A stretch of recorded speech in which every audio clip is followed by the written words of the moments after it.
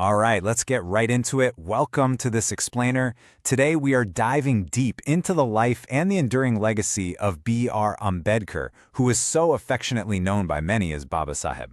We aren't just looking at a standard historical figure today. We are truly exploring the living embodiment of an incredible paradox. We're looking at a man whose life story defies the absolute harshest odds you could ever possibly imagine. Just think about the sheer magnitude of this question for a second. How exactly does a boy who was literally forced to sit on a gunny sack on the floor, physically separated from all of his peers, grow up to become the principal architect of the supreme law of the world's largest democracy? It sounds impossible, right? Well, that incredibly stark contrast is what we are calling the paradox of progress, and it is the incredible narrative arc we are going to trace today. Section 1. The Boy Denied Water. So, Ambedkar was born in 1891 into the Mahar family. To really grasp his story, we have to first understand the harsh reality of untouchability at that time. Being a Mahar didn't just mean you were poor. It meant you were actively marginalized and heavily segregated by society right from day one. It was a rigid system fundamentally designed to keep brilliant minds firmly stuck at the absolute bottom of the socioeconomic ladder. There's this absolutely visceral anecdote from his own writings that paints the picture perfectly. He wrote, "No peon, no water." You see, young Ambedkar couldn't just walk up and get a drink of water at school like everyone else. A higher caste school peon physically had to pour it from a height, just so their hands and the water vessel wouldn't touch. If that peon wasn't around that day, well, Ambedkar went thirsty. Just try to imagine the heavy psychological toll of that kind of childhood injustice. But the amazing thing is, instead of breaking him, it forged an absolute iron determination. Section 2. A Global Academic Journey. And how did he respond to being denied basic human dignity? Well, he pursued knowledge with an absolute vengeance. Just look at this trajectory. By 1912, he gets his BA in Bombay. By 1915, he's earning his master's at Columbia University over in New York. Then a doctorate of science from the prestigious London School of Economics in 1923, and finally a PhD from Columbia in 1927. We really need to pause here and appreciate this. For anyone in the 1920s to achieve this level of global academic pedigree was exceptional. But for a Dalit who was once denied drinking water, it was nothing short of revolutionary. And he wasn't just narrowly focused either. Think about how hard it is to master just one of these fields today. He was building an absolute intellectual arsenal across 5 major disciplines: economics, political science, sociology, history, and he even trained in law at Gray's Inn in London.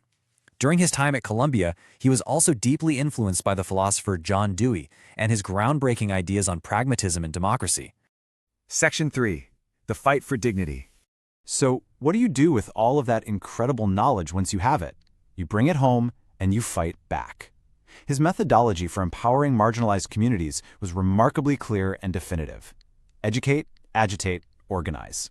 First, you arm yourself with knowledge. Then, you agitate against the unjust system.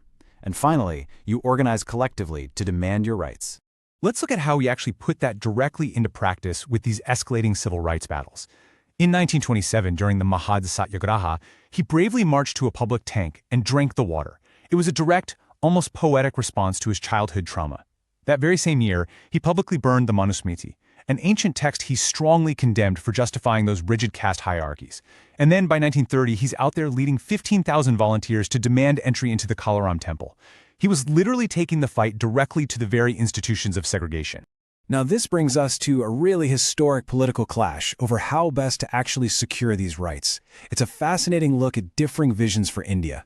On one side, Ambedkar fiercely supported the 1932 Common Rule Award. This proposed separate electorates because he believed the depressed classes absolutely needed dedicated, independent political representation to ensure their safety. But on the other side, Mahatma Gandhi strongly opposed this. Gandhi feared it would permanently divide the Hindu community, and he even fasted in protest. Ultimately, the compromise they reached was the Pune Pact, which created reserved seats for marginalized groups, but crucially, it kept them within a unified general electorate. It's a powerful reminder of the complex, often messy negotiations required in nation-building. Section 4. Architect of a Nation. This right here is the absolute peak of his hero's journey. It's 1947.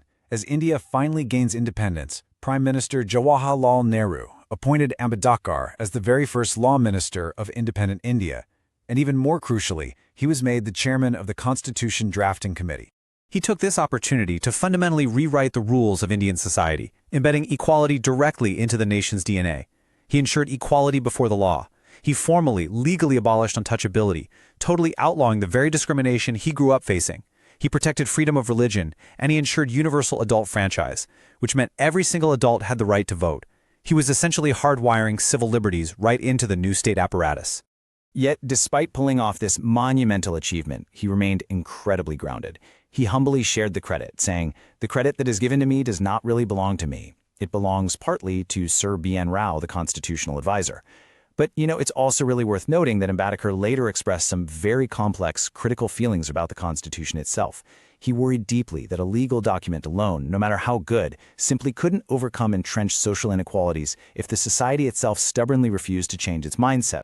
Section 5. Beyond the Constitution. We often pigeonhole him as just a brilliant legal mind. But remember, he was India's first foreign-trained economics PhD. His proposals for the country were incredibly forward-thinking. He pushed hard for industrialization because he realized way too much of the population was stuck as surplus labor in agriculture. He literally wrote his doctoral thesis on stabilizing the rupee. He strongly advocated for land reform, and he even supported birth control for national family planning to aid overall economic development. He was actively, practically shaping modern India's economic trajectory. And his unyielding commitment to equality absolutely extended to gender. Through the Hindu Code Bill, he fought tooth and nail to secure basic women's rights to property, inheritance, and divorce. In fact, he was so deeply committed to this cause that when the bill was initially defeated in Parliament back in 1951, he actually resigned from his prestigious cabinet position in protest. Section 6. A Legacy of Equality. Which brings our narrative to its conclusion, and arguably what was his ultimate final protest against the caste system.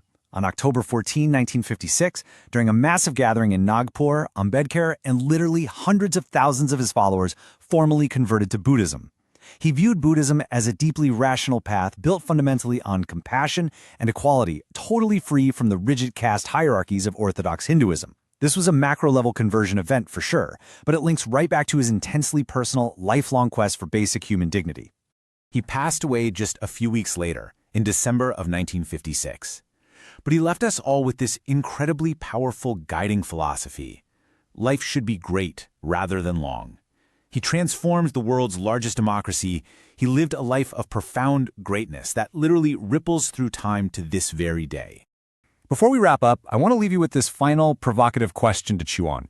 It's actually a tension Ambedkar himself constantly grappled with. He built the flawless legal framework for equality, but at the end of the day, it's up to society to actually live it. So, are constitutional laws enough on their own to guarantee true social equality? Think about that, and think about how Ambedkar's fight for global social justice is honestly just as relevant today as it was a century ago.